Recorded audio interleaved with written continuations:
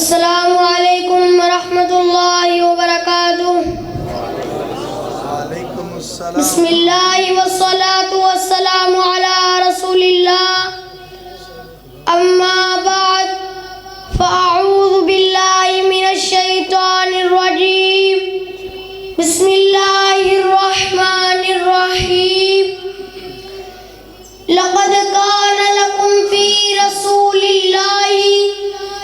اسوۃ حسنہ۔ زمانہ ہوا گزرا تھا کوئی بزم انجمن سے، زمانہ ہوا گزرا تھا کوئی بزم انجمن سے، غبار راہ روشن ہے بشکل کہکشاں اب تک۔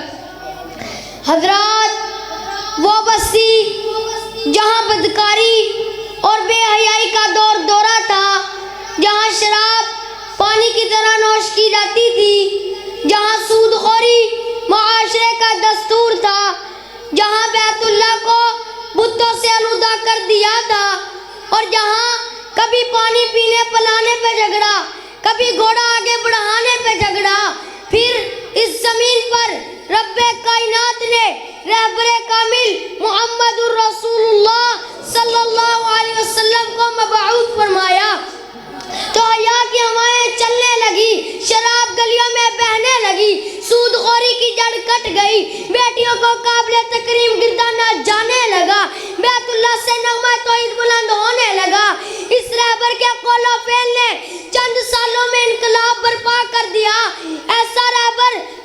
کہ تاریخ اس کی نظیر پیش کرنے سے قاصر ہے، ایسا رہبر کہ جس کی محنت و مشقت دیکھ کر شاعر بھی یہ کہنے پر مجبور ہو گیا، ایک عرب نے آدمی کا بول بالا کر دیا، خاک کے ذروں کو امدوش سریا کر دیا، جو خود نہ تھے راہ پر اوروں کے ہادی بن گئے، وہ قیدی نظر جس نے مردوں کو مسیحا کر دیا۔ حضرات دی وقار، اس رہبر کامل نے رشد و ہدایت کی مثالیں قائم کر دی۔ وہ رہبر کامل، وہ ہادی برحق، وہ معلم انسانیت محمد صلی اللہ علیہ وسلم، جس کے افکار بھی اعلیٰ، جس کے کردار بھی اعلیٰ، جس کا ظاہر بھی اعلیٰ، جس کا باطن بھی اعلیٰ، جس کی سیرت بھی اعلیٰ، جس کی صورت بھی اعلیٰ، اور جس کی سیرت میں ہر شخص کے لیے رہنمائی ملتی ہے۔ اگر تم دولت مند ہو تو مکہ کے تاجر کی پیروی کرو، اگر تم غریب ہو تو مدینہ کے مہمان کی کیفیت کو سنو، اگر تم بادشاہ ہو تو سلطان عرب کا حال پوچھو، اگر تم رعایا ہو تو قریش کے محکوم کو ایک نظر دیکھو، اگر تم فاتح ہو تو بدرونین کے سپہ سالار پر نگاہ دوڑاؤ، اگر تم استاد ہو تو صفا کے معلم کو دیکھو، اگر تم یتیم ہو تو عبداللہ کے جگر گوشہ کو دیکھو، اگر تم واعظ ہو تو مسجد نبی میں بیٹھنے والے منصب کو دیکھو، اگر تم قاضی ہو تو مسجد نبی کے ممبر پہ کھڑے ہونے والے کی بات کو سنو، اگر تم جوان ہو تو مکہ کے چرواہے کی سیرت کو پڑھو، اگر تم شوہر ہو تو خدیجہ اور عائشہ کے شوہر کو دیکھو، اگر تم باپ ہو تو فاطمہ اور زینب کے باپ کو دیکھو، الغرض تم جو کوئی بھی ہو، اس رہبر کامل کی سیرت تمہارے لیے بہترین نمونہ ہے۔ اسی لیے اللہ تبارک و تعالیٰ نے فرمایا لَقَدْ كَانَ لَكُمْ فِي رَسُولِ اللَّهِ أُسْوَةٌ حَسَنَةٌ، یقیناً تمہارے لیے اللہ کے رسول صلی اللہ علیہ وسلم کی زندگی میں بہترین نمونہ ہے۔